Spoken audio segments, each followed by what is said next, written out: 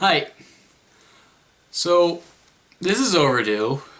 I said I was going to do vlogging again for theater shows, and the first one of which is Rocky Horror Show, which I am in now with a community theater, and I haven't been.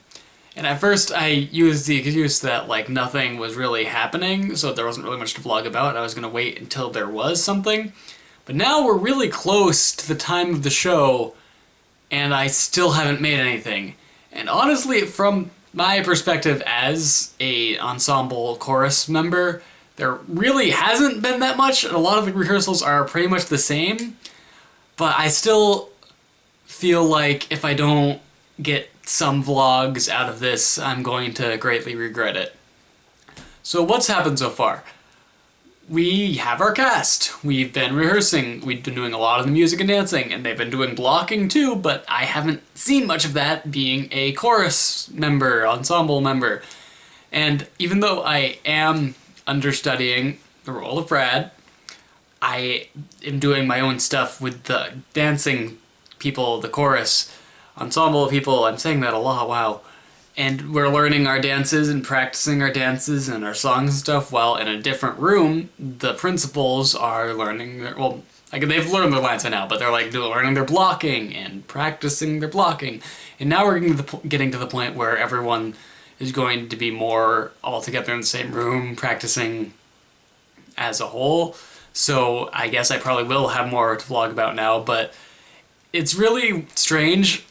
I do feel like I'm a part of this cast. I am enjoying it, but it's not, I'm not, because I'm not playing a speaking role and all the dancing people is doing something else, and I'm not diminishing the value of that at all, because I am still having a lot of fun, and we're doing our own stuff that some of the principals aren't doing, so I'm still happy to have this role in the show, but I'm involved in a different way that haven't been like I was in the plays that I've vlogged about before, and it's hard to really follow and talk about the whole process.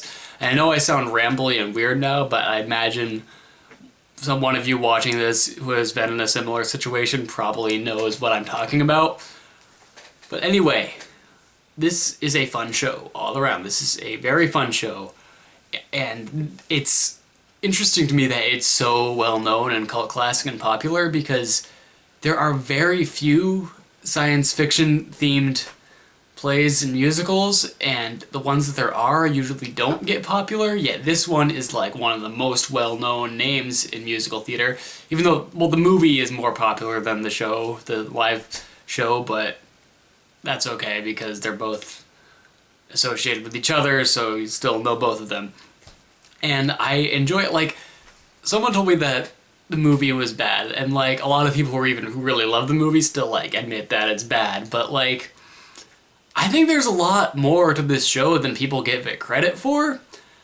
There's the characters, there's depth to them in strange ways. You like, first time you watch the movie or the show, you will not understand what's going on. It is, well, I only watched the movie once before auditioning the show, and I've learned what's going on more by doing rehearsals in this, but even after watching the movie, I felt like right away I have to figure out what this means. I have to look more into these characters and like theories about what the movie's really about, because it leaves you with the sense that there's something there. There has to be something more there, especially with the ending. Like, it is absolute zany craziness, but you really feel like there is something more there, and I think there is. Some people might disagree. Some people might say it is just complete zany craziness, and any meaning you get out of it is just coincidental. It wasn't really meant to be there. That's just your brain trying to make sense of it. But I think these characters are really interesting. There's a huge contrast between Dr. Frankenfurter's controllingness and Brad and Janet's innocence, and then corruption of innocence. And then we've got Columbia, who I think is very interesting as a character, because she's just a groupie. Like, that's what her title is in the movie, the groupie. And all the bad stuff happens to her, and she really didn't deserve any of it, necessarily. And she's not as bad as the others. She's not as, like, evil and weird and controlling as the others, but she's still, like, part of them. She's still one of the transvestite aliens, and she just kind of goes along with it. And I think there's she's one of the most interesting. I can see why. I know a lot of people who have her as like a dream role.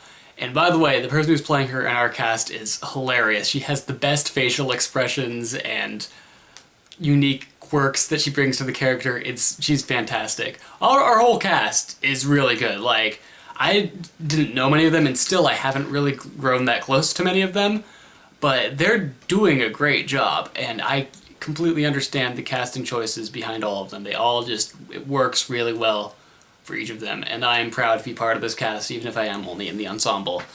About the dances, so as a chorus member, the dances that we're in are Time Warp, Hop-a-Tootie, Bless My Soul, Sword of Damocles, and well, we call it a floor show. The floor show is actually just several songs, really, but the one that we actually dance in would be the part which is Wild and Untamed Thing, which is what follows the Don't Dream It Be It. Well, we sort of do something in that too, but Wild and Untamed Thing is like our real dance for that whole part. And they're all great. Hop-a-Tootie is the most complicated and tiring of them, but it is a lot of fun to do, and it's very satisfying when we get it right. And Time Warp is such an iconic song, and of course that one's going to be fun too. It's very hectic though, like when we go, let's do the time warp again, we have to run around and find another spot, and we're supposed to have to be in the same spots every time, but it just doesn't always work out because people are running around and bumping into each other. It is wild, but it is so much fun. That's a great song all around.